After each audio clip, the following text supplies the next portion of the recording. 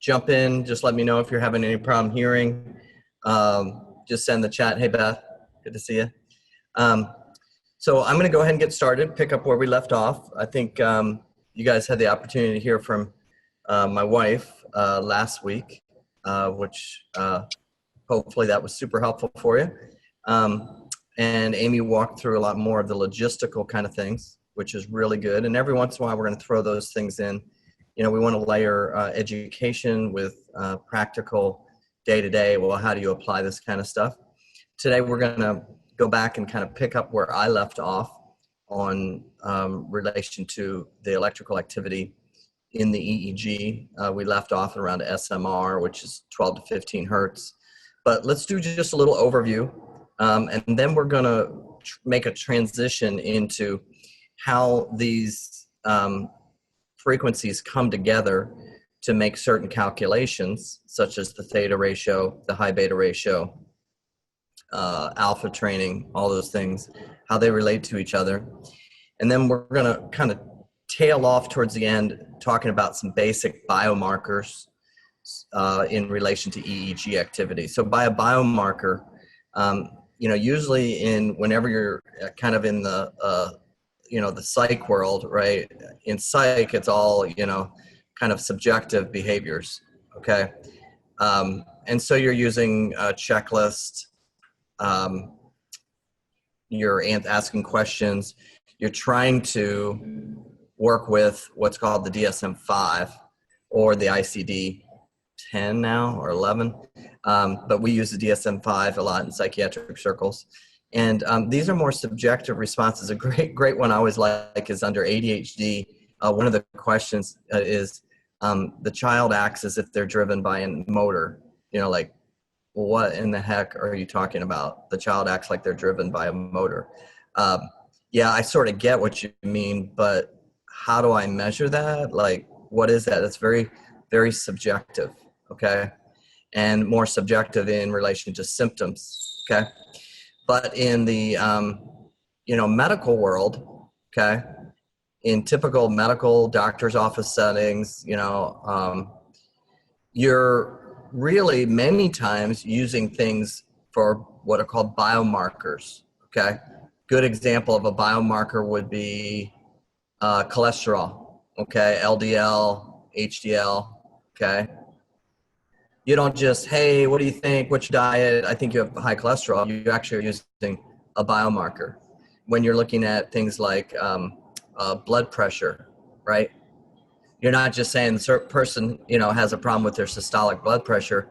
You're actually getting a number, you know, a 140 over something, right? And so these things are biomarkers. We send out labs for, you know, for x-rays, okay? So we can see things. We use x-rays, we use MRIs, okay? These are all biomarkers to give us diagnostic clarification. And so what I'm gonna do at the end is we're gonna start to talk about how do we take these subjective things in relation to anxiety, PTSD, ADHD, sleep, energy, and how do we take these subjective symptoms and turn them more into, when we're looking at the EEG, we can start to look at actual biomarkers that exist. So we're going to do that towards the end, okay? So let's do a little bit of summary. When we're looking at an EEG, you've got a raw EEG that's going along here like this, right? We talked about this last time. And that can be very noisy, but inside the EEG is a variety of frequency wavelengths that get combined into the EEG. So those wavelengths, for our intensive purposes, go from a 1, 2, 3, all the way up to 32 hertz. And so these frequencies all come together to make this frequency right here, okay? So a 1 hertz is a wave in 1 second does 1 sine wave. That's a 1 hertz. A 10 hertz is in 1 second, 10 sine waves, okay? Now what happens is you take all 32 of these different waves and you blend them all together, and that's what gives you this raw signal. We talked about that last time. Raw signal is really hard to read, okay? And in a typical neurology setting, it is a very art process. It's an art form. And that's referred to when you're looking at just the raw signal for things. That's looking at qualitative EEG. So what a neurologist does when they're looking for seizure disorders, okay, is they're looking at the raw EEG, and they're looking many times for big wavelengths like this that are representative of what are called alpha waves, okay? And when they see a certain number of these alpha waveforms over a certain period of time, they know that that is representative of epilepsy. And they're looking at all different areas of the brain, okay? And they're just qualitatively looking for these things. And it's very subjective to some extent. When you've seen them long enough, it becomes more concrete, but they're looking for that waveform. They don't really care about 1 hertz, 2 hertz, 3 hertz, 10 hertz, 32 hertz. They're just looking at alphas, okay? And that's a qualitative EEG.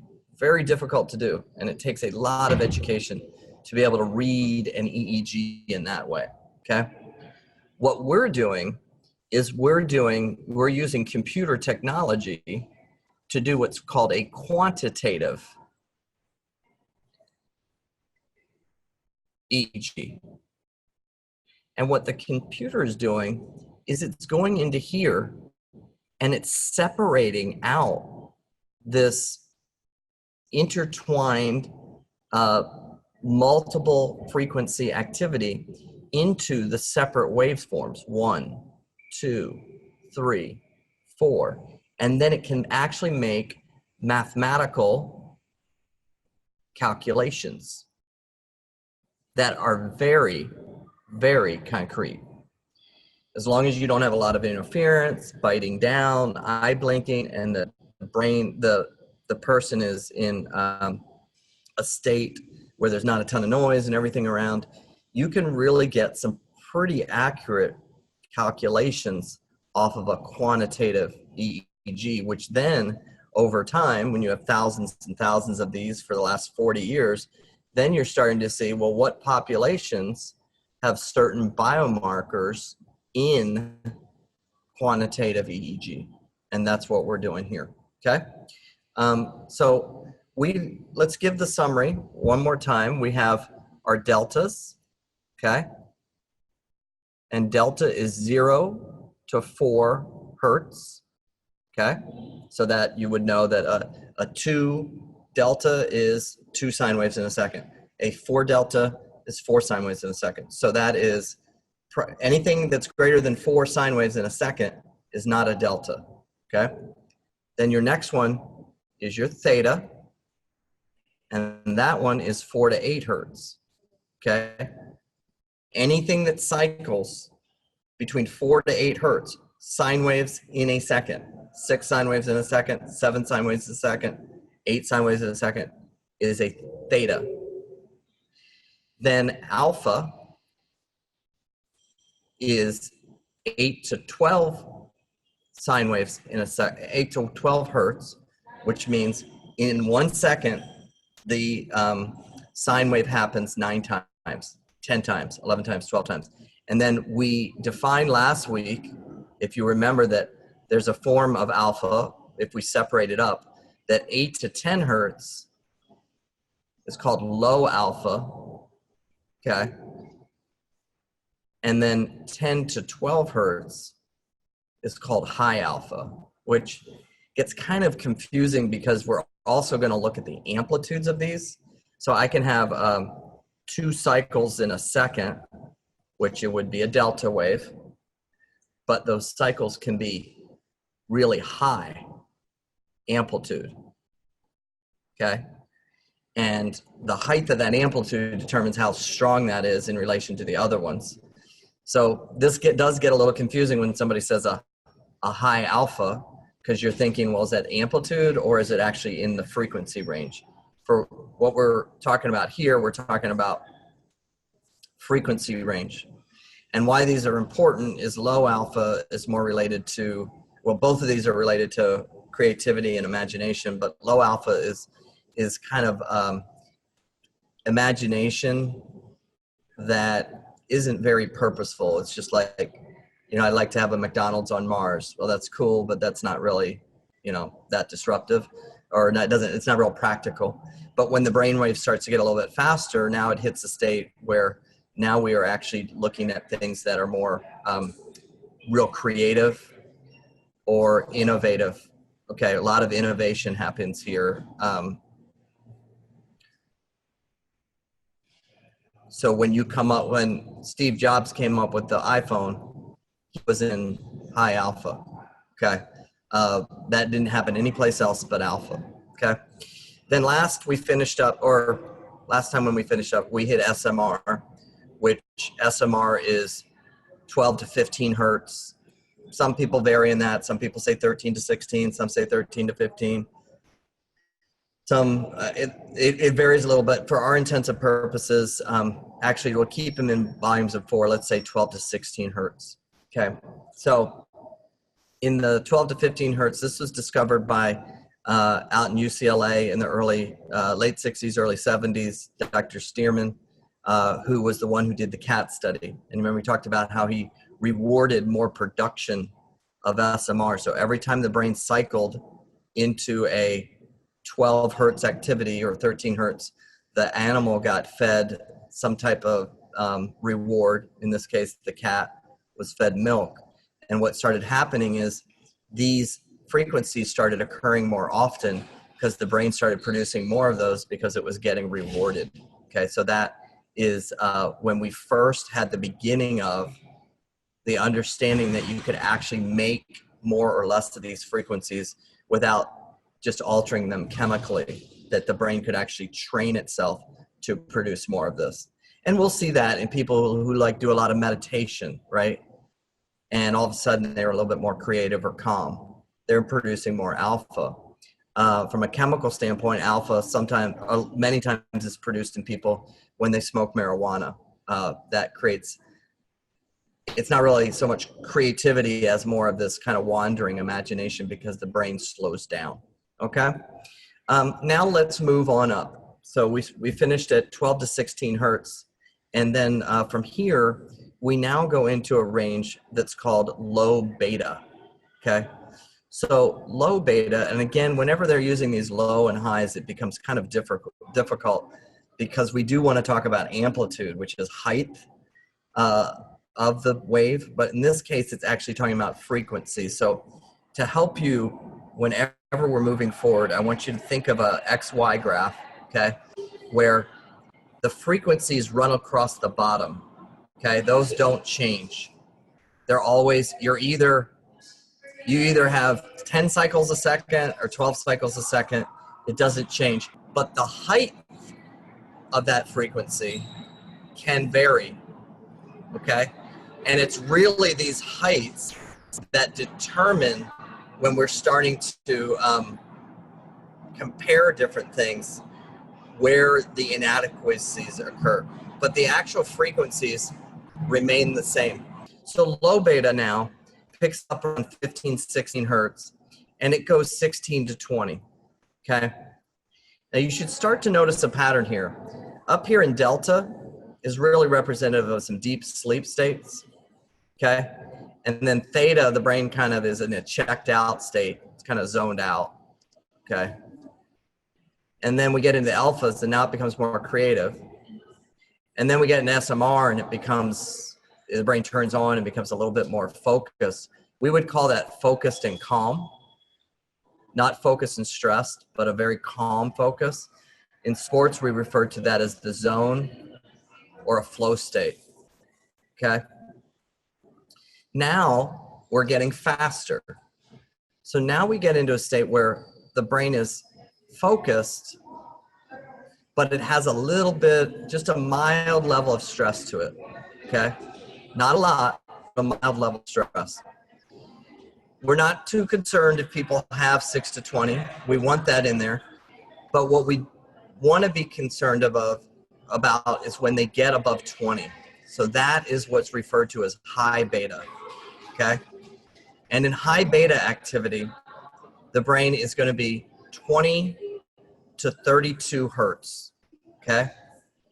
This is when the brain almost becomes obsessive, okay? And the focus becomes so much that it's a high degree of stress, okay?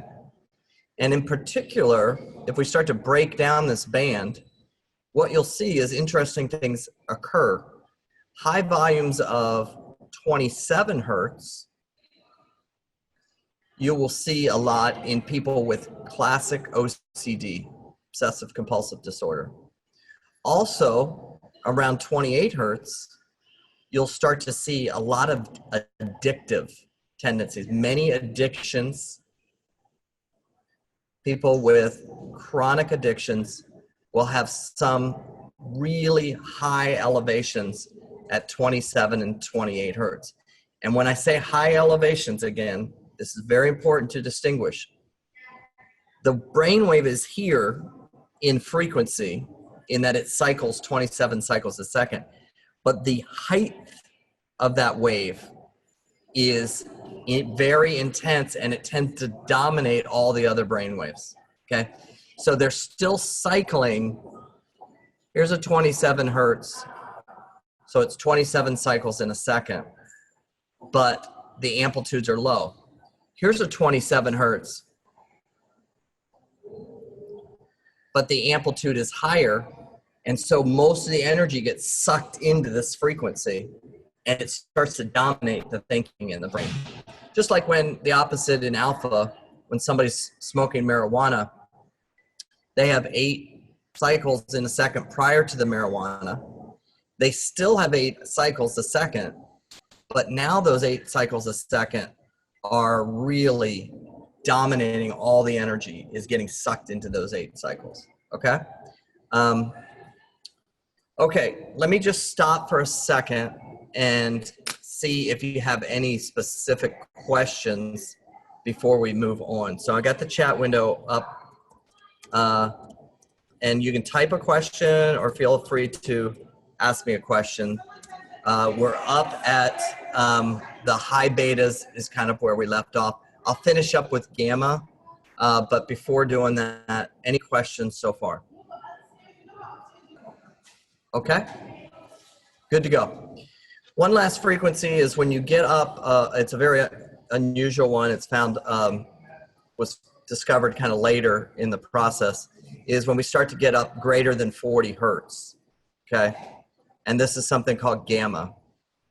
And this is just like seen in high intellect people. It's when one of these thoughts comes in that is just major, major disruptive. It's like the planets have completely aligned, and this, you know, like the theory of relativity, or it's just something happens in this moment in time where the brain does something very unusual where it pulls everything together. This is not something that we spend a lot of time on. The reason for this is it's such a high frequency that it starts to get in the same ranges that regular electrical current that we might be dealing with in our environment can disrupt it. So it makes it hard for us to see, is it gamma or is it electricity from the light bulbs or the computer? Because the computer in the United States is going to run off of 60 hertz. Computers in Europe are going to be off 50 hertz. And there's a filter put on your EEG that cuts everything from 60 hertz and higher out of the EEG.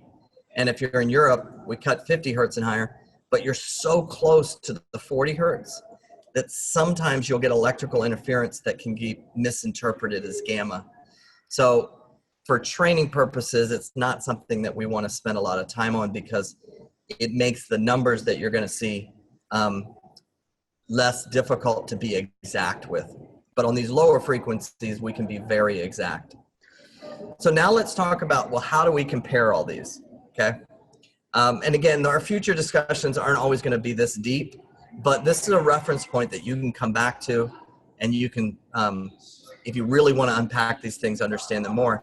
But how do we get to the high beta ratio, and how do we get to the theta ratio? So when we're looking, again, I want to go to an XY graph, okay? So I want you to think about, you got your X and your Y axis. And we now understand 0 to 32, okay? Those are our brain waves.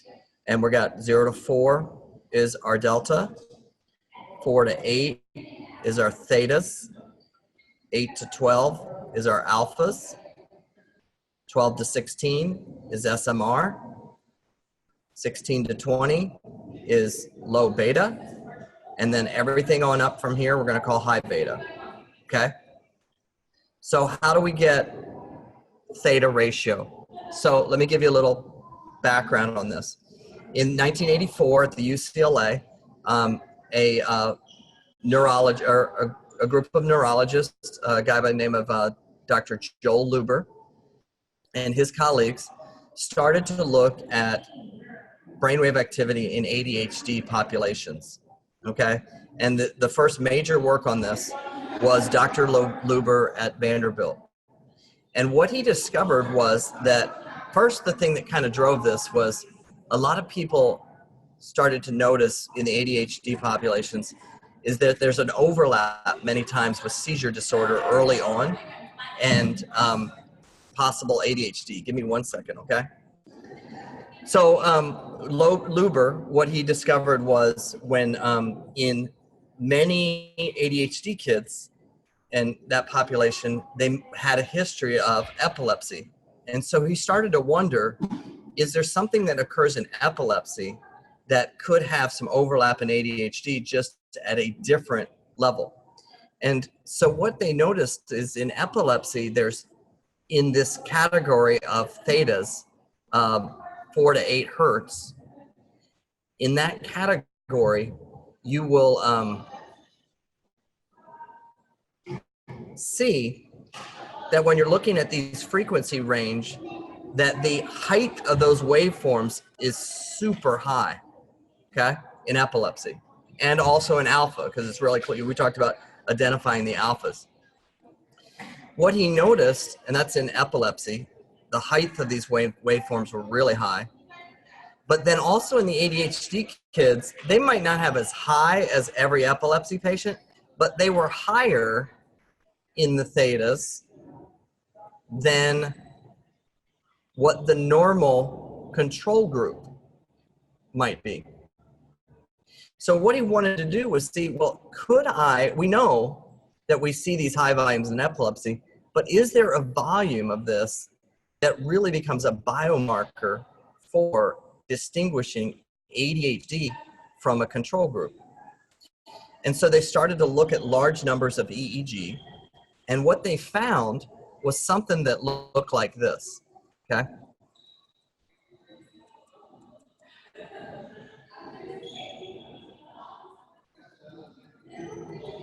So typically when you look at an EEG, if I was going to take the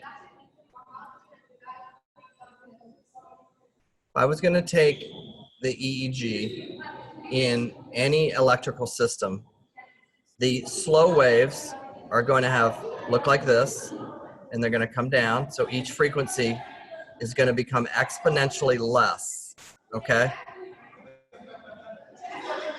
Like that. And that's just the nature of the physics of each of the waves, is they're cycling faster, so their amplitudes become less. Really, any electrical system, when you look at frequencies, they have a downward slope, okay? A 2 hertz is really high, but a 27 hertz in a normal electrical system is really low because the waveforms are low, and these over here are faster. But in ADHD kids, this 4 to 8 range right here, instead of these kind of following along the slope, they tend to spike up higher. Okay? And then also the 12 to 16 hertz, which controls impulses and that zone behavior. Remember we saw the SMR in cats? What happens there is those actually are lower, which are impulse control. So in an ADHD individual, they have spikes here, and then they have really low valleys in this frequency range. They don't follow the normal physics of electrical current. They have a big hump, and then come down in a low valley, and then they come back up again, okay? And so when we look at that, they've got, instead of going the regular range like that, what happens for them is they do this, spike, come down, and go back up. Okay, that's what the ADHD kid looks like. And this bump is theta, and this other one is actually, the way Luber described it, would be low beta, or SMR, okay? So that creates this ratio, and the Luber biomarker for ADHD is actually a little bit higher than SMR. It's 4 to 8 hertz theta. Excuse me. Over top of 16 to 20 hertz, which is low beta. If you do that calculation in the normal population, okay, so in the normal population, and when I put those volumes over each other, it should be right around 2.4. That should be the ratio. That would follow this black line. If I follow the black line, it would equal 2.4. But in the ADHD group, I take 4 to 8 hertz, and I put it over 16 to 20 hertz, and it equals greater than 3.0. And this was the first identified, apart from epilepsy, biomarker that was discovered for ADHD. In 2011, the FDA approved this biomarker, and it says that this, coupled with an assessment, improves diagnostic accuracy by close to 36% in medical populations. And I'll finish with that, okay? Is that, and next week we're going to talk more about these biomarkers. But if you take, there was a study done in around for this FDA approval where they took two groups. They took a doctor, just a regular physician, okay, and they had him see ADHD kids. When they saw the group of people, right around their hit rate for ADHD was 40 to 60. Actually, it was 45 to 65, okay? Meaning they were getting it right 65% of the time, 55% of the time. Let me fix that, okay? They were getting the diagnosis right 55% of the time, but wrong 45% of the time for ADHD. And this is just if a physician was working. Then they took another group that involved a neurologist, a physician, psychiatrist, psychologist, behavioral pediatrician, and they took this expert panel, which nobody could ever afford for ADHD diagnosis, but they took this expert panel, and this panel, 96% of the time were correct versus 4. The problem was, well, how do we fix this gap? How do we make the two like each other? People can't afford all of these people, all these experts in the field. And so we have this group that gets lost in here. And so what they found is when you use the EEG biomarker, that's a QEEG, a quantitative EEG biomarker, where theta is greater than 3, the diagnostic accuracy of the physician by themselves comes within 2% of the expert panel. If I'm one of the 55%, doesn't matter, but what about if I'm one of those 31% that are getting completely misdiagnosed?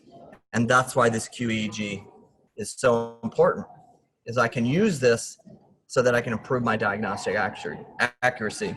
Next week, we're going to talk about some more ratios, and we're going to talk about biomarkers and how they all work together. Your general principle, the take home that I want you to leave with, okay, is think of all your frequencies, 0 to 32. Realize that when I map those out, the heights of those look like this. And then our biomarkers are going to be more things that start to statistically go outside of the normal slope.